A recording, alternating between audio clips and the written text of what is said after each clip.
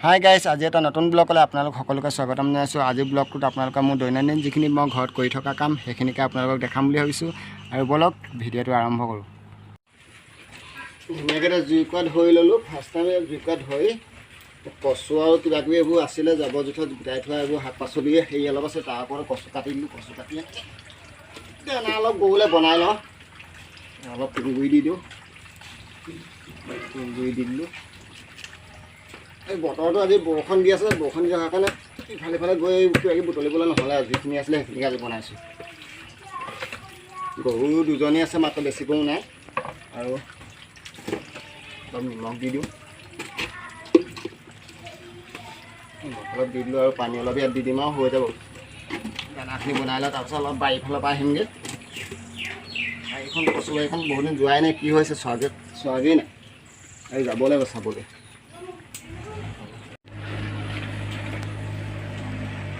পানী দি দিছোঁ, পানী দি দিলে অলপ লেবলেবীয়া হ'ব, তেতিয়া কচুখিনি ভালকৈ সিজি যাব। সেইটো খালি দিয়ক ডাবৰটোত। পানী অলপ দি দিওঁ,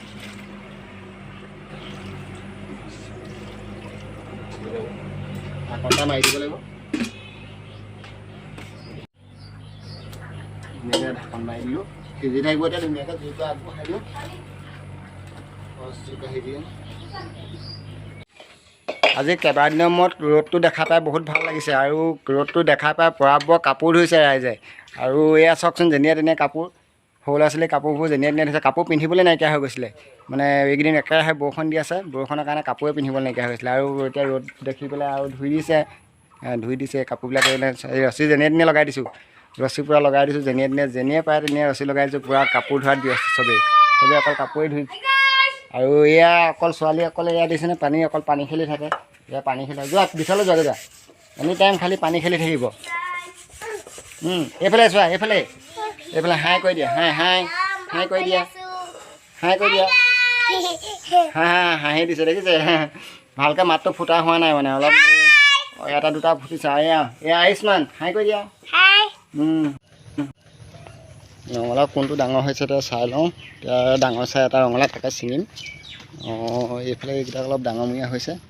এটা আছিলে, এটা এইটো আছিলে। এই ডাঙৰটোকে ছিঙোঁ। আজি ছিঙিব পৰা হৈছে, গৈ ছিঙি আছোঁ।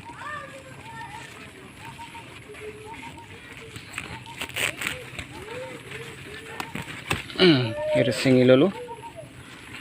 এইটো চাওক ৰঙালাও, এইটো ঘৰত দি তাৰপিছতে আপোনালোকক মই বাৰীখনলৈ লৈ যাম। বাৰীখন দেখিব। বহুদিন যোৱা নাছিলোঁ বাৰীখনলৈ।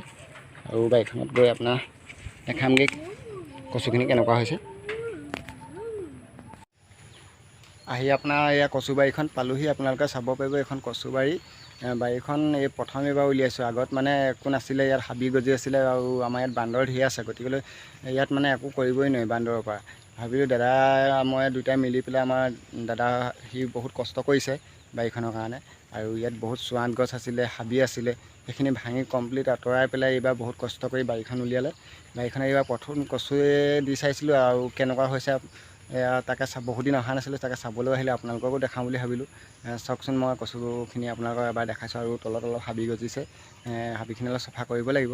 কিন্তু এতিয়া মানে এবাৰ মাটি চপোৱা হ'ল, এতিয়া তাৰপিছত অকণমান হাবি চাবি কাটি পেলাই অকণমান চাফ চিকুণ কৰিব লাগিব। কচুখিনি মাজলৈ সোমাই আহিছোঁ, কিমান ওখ হৈছে। আৰু প্ৰায় জেগাতে এইবিলাক কচুবিলাক মানে মানুহটোতকৈ ওখহে দেখিছোঁ। বহুত ধুনীয়া হৈছে কচু দেখাত। আৰু এইবিলাক গাছবিলাক মাৰিছে, চব যথেষ্ট গাছ মাৰিছে। আৰু বহুত ওখও হৈছে যথেষ্টখিনি। আৰু অলপ হাবি গজিছে, এইবিলাক দেখিছোঁ মাজে মাজে। এইখিনি চব বেয়া দেখা নাই বাৰু, ঠিকে আছে। আপোনালোককো দেখাই আছোঁ। চাওকচোন কচুখিনি কেনেকুৱা হৈছে, কমেণ্ট কৰিব কচুখিনি কেনেকুৱা হৈছে। আহি এতিয়া অলপমান ঢেকীয়া বুটলি ল'লোঁ, ঢেকীয়াৰ লগতে আপোনাৰ ঔটেঙাও আছে, ঢেকীয়াখিনি দেখাই আছোঁ আপোনালোকক। এইখিনি অলপ ঢেকীয়া বুটলি ল'লোঁ আৰু বেছি হাবিৰ মাজলৈ যাব নোৱাৰি, অলপ জোক বেছি আছে, জোক থকাৰ কাৰণে অলপ হাবিৰ মাজলৈ নগ'লোঁ, বাহিৰতে যিখিনি পালোঁ মানে সেইখিনিকে বুটলি ল'লোঁ। আৰু লগত অলপমান এয়া আপোনাৰ ঔটেঙা, চব এইপিনে ঔটেঙা আছিলে, এইবিলাক সৰু ঔটেঙা, কাষতে ঔটেঙা গছ এজোপা আছে, ঔটেঙা অলপ বুটলি লওঁ। আৰু এইপিনে আছে ঔটেঙা, এইবিলাক সৰু সৰু হৈ আছে, আৰু সৰু হ'লেও এনেই দাইলত দি খাব পৰা হৈছে আৰু দাইলত দিব পাৰি, আৰু ঢেকীয়া শাক লগত খাবলৈ অলপ ভাল লাগে, গতিকে লৈ লৈছোঁ অলপ বুটলি। আৰু ভিডিঅ'টো ইমানতে আমাৰ সামৰিছোঁ, আৰু বেছি দীঘলীয়া নকৰোঁ। যদি ভিডিঅ'টো চাই ভাল পাইছে লাইক কমেণ্ট শ্বেয়াৰ কৰিব, আৰু চেনেলটো কিন্তু ছাবস্ক্ৰাইব কৰিবলৈ একেবাৰে